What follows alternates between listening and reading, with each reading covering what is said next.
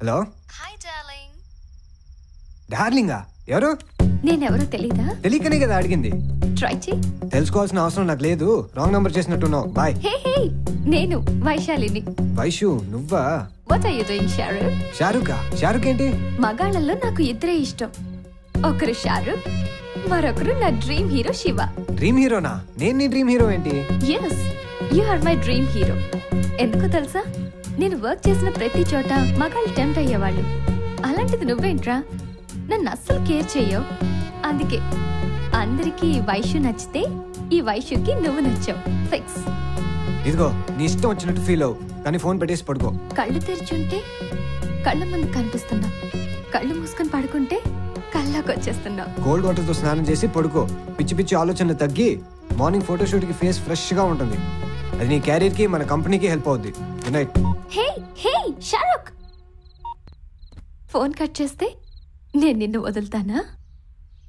వెళ్ళొస్తాను మామయ్య. అమ్మా అలేఖ్య, నీతో కొంచెం మాట్లాడాలమ్మా. దేని గురించి? కూర్చోమ్మా. అదే నీ పెళ్లి గురించి మాట్లాడాలమ్మా. ఇప్పుడు దానికి తొందరే వచ్చింది మామయ్య. మీ అమ్మా నాన్న బతుకుంటే ఈ పాటికి నీకు మంచి సంబంధం చూసి పెళ్లి చేసేవారు. వాడు పోతూ పోతూ నిన్ను నా చేతిలో పెట్టిపోయారు. నేను నిన్ను మరో ఏ చేతిలో పెడితే నా బాధ్యత తీరిపోతుందమ్మా. నేను మీకు బరువయ్యానా మామయ్య? అదేం మాటమ్మా.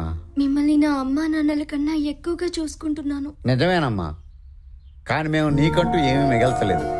నాటకాల పిచ్చితో ఉన్నదంతా పోగొట్టుకున్నాను. ఈ ఇల్లు ఒక్కటే మిగిలింది. నేనుండగా నీకు ఏ కష్టం రానివ్వను. కానీ కాలం కలిసి రాక నేను ఏదైనా కట్టెల్లో కలిసిపోతే? నిజమేనమ్మా, నేనుండగా నా బాధ్యత తీర్చుకుంటే నాకు మనశ్శాంతి. అన్నట్టు శివ మీద నీ అభిప్రాయం ఏంటమ్మా? తను చాలా మంచోడు మామయ్య. తను నా కోసం వచ్చి మీతో పరిచయం పెంచుకున్నాడు. కానీ తన మనసులో ఏముందో నాకు తెలీదు. అదెంత పనమ్మా, చిటికలో తెలుసుకుంటాను. వద్దు మామయ్య, నేనే తెలుసుకుంటాను. ఒకవేళ మీరు అలేఖ్యని పెళ్లి చేసుకోమంటే మీ మీద గౌరవంతోనూ మీ మాట కోసము చేసుకుంటే దానిలో అర్థం లేదు. ఇష్టంతో చేసుకోవాలి, జీవితాంతం ప్రేమగా చూసుకోవాలి. ఓహో సరేనమ్మా, మీ ఇద్దరు ఓకే అంటే నేను అక్షంతలు వేసి ఆశీర్వదిస్తాను. అప్పుడు దాకా నేనేం మాట్లాడు. సరే మామయ్య.